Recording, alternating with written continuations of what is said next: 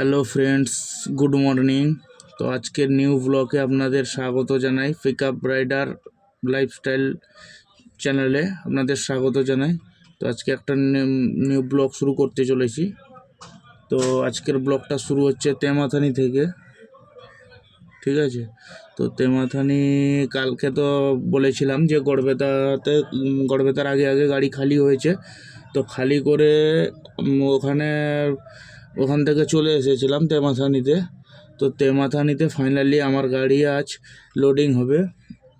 তো পার্টি বললো আজকে এই 8টা সাড়ে 8টার দিকে লোডিং করে ছাড়বে। তো চলো আজকের ব্লগটা শুরু করলাম। তো আজকে লোডিং করে কোথায় কি যাচ্ছি আপনাদের সব দেখাবো ব্লগে। সারাদিনের ব্লগ হবে আজকে। তো চলো আগে লোডিং করি, তারপরে দেখাচ্ছি। তো তোমরা দেখে নাও তেমাথানির সবজি মার্কেটটা, সবজি মান্ডি যেটা বলে। চলো চা খেতে যাওয়া যাক, তারপরে সকালের চাটা টিফিন করে লোডিং পয়েন্টের দিকে গাড়ি লাগাবো। চা খাওয়া হয়ে গেছে, আমার গাড়িটা দাঁড়িয়েছে রাস্তার ওই দিকে। তো চলো গাড়ির কাছে যাই, তারপরে সামনের দিকে এগানো যাক। এখান থেকে আর সামান্য একটু বাকি আছে তেমাথানি বাজার। তো আমার গাড়িটা সেই সবজি মান্ডিতেই লোড হবে। তো চলো গাড়িতে।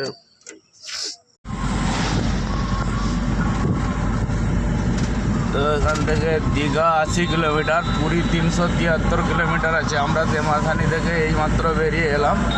তো চলো রোড পুরো একদম আচ্ছা রোড আছে, কোনো সমস্যা নেই। চলো সামনের দিকে এগোনো যাক।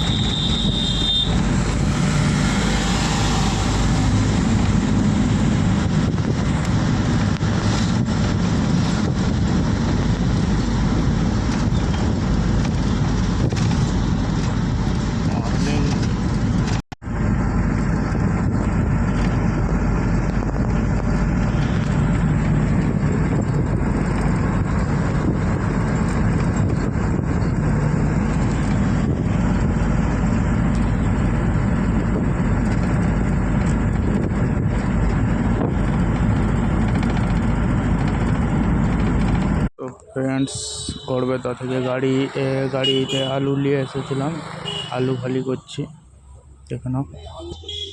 তো এরপরে লোডিং আছে তেমাথানি থেকে। তো তেমাথানি পৌঁছে খালি করছি, তারপরে লোডিং করে যখন বেরাবো আপনাদের সামনে ব্লগ নিয়ে আসছি, নতুন একটা ব্লগ। তো চলো দেখতে থাকো।